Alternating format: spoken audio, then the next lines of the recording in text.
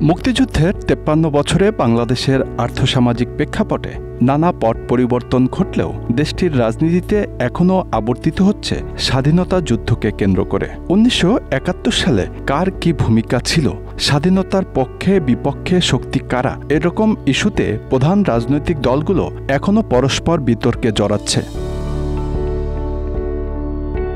নতুন করে এই বিতর্কে পড়েছেন শান্তিতে নোবেলজয়ী অর্থনীতিবিদ অধ্যাপক ডক্টর মুহাম্মদ ইউনুস, যিনি গত ৮ আগস্ট বাংলাদেশের অন্তর্বর্তীকালীন সরকারের প্রধান হিসেবে দায়িত্ব গ্রহণ করেন। তার দায়িত্ব গ্রহণের মাত্র ২ দিন আগে বাংলাদেশের স্বাধীনতা যুদ্ধে নেতৃত্বদানকারী দল আওয়ামী লীগকে ক্ষমতাচ্যুত করেছেন ছাত্রদের কথিত বৈষম্য বিরোধী আন্দোলন।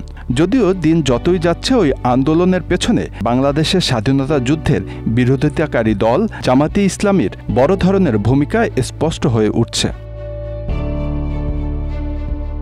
ছাত্র জনতার ওই আন্দোলনের চূড়ান্ত পর্যায়ে অর্থাৎ ৫ আগস্ট বাংলাদেশের সরকারি ও বেসরকারি বিভিন্ন স্থাপনায় হামলা ভাঙচুর চালানো হয়। সেই আক্রমণ থেকে রক্ষা পায়নি মুক্তিযোদ্ধাদের স্মরণে নির্মিত ভাস্কর্য ও মুক্তিযুদ্ধের ইতিহাস সংবলিত নানা স্মারকও, যদিও সেই আক্রমণকে মানুষের ক্ষোভের বহিঃপ্রকাশ বলা হচ্ছে। কিন্তু নতুন সরকার দায়িত্ব গ্রহণের পর বাংলাদেশের চিরশত্রু পাকিস্তানের সাথে সম্পর্ক বেশ ঘনিষ্ঠ হয়ে উঠেছে। জামাতের তৎপরতাও বেশ লক্ষণীয়। মূলত এরপর থেকেই অন্তর্বর্তীকালীন সরকারের সাথে যুক্ত ব্যক্তিদের মুক্তিযুদ্ধের অবদান নিয়ে প্রশ্ন উঠেছে।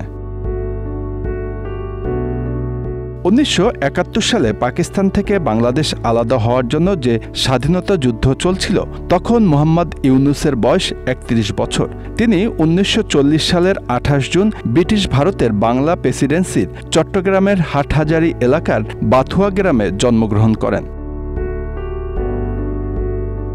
১৯৭১ সালে যখন বাংলাদেশের স্বাধীনতা যুদ্ধ শুরু হয়, ততদিনে তিনি স্নাতক শেষ করে কর্মজীবন শুরু করে।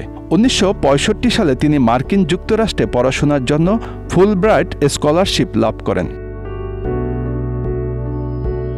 বাংলাদেশের যুদ্ধকালীন সময়ে ১৯৭১ সালে ভ্যান্টারবিল্ট বিশ্ববিদ্যালয়ের graduate program in economic development থেকে অর্থনীতিতে পিএইচডি ডিগ্রি অর্জন করেন তিনি। ১৯৬৯ থেকে ১৯৭২ সাল পর্যন্ত ইউনুস মেফ্রিস বোয়োতে মিডল টেনেসি স্টেট ইউনিভার্সিটিতে শিক্ষকতা করেন, অর্থাৎ যুদ্ধের পুরো সময়টা তিনি যুক্তরাষ্ট্রে অবস্থান করছিলেন।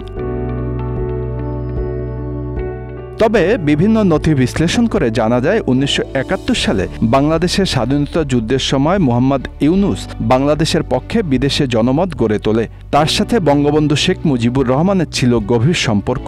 প্রবাসে থাকাকালীন তিনি একটি নাগরিক কমিটি প্রতিষ্ঠা করেন এবং অন্যান্য বাংলাদেশিদের সাথে যুক্তরাষ্ট্রে মুক্তিযুদ্ধের জন্য সমর্থন সংগ্রহ করতে বাংলাদেশ ইনফরমেশন সেন্টার পরিচালনা করেন। ওই সময় তিনি যুক্তরাষ্ট্রের ন্যাশভিলের তার বাড়ি থেকে তার সম্পাদনায় বাংলাদেশ নিউজলেটার প্রকাশ করতেন। যুদ্ধ শেষ হলে তিনি বাংলাদেশে ফিরে আসেন এবং নুরুল ইসলামের নেতৃত্বে সরকারের পরিকল্পনা কমিশনে নিযুক্ত হন।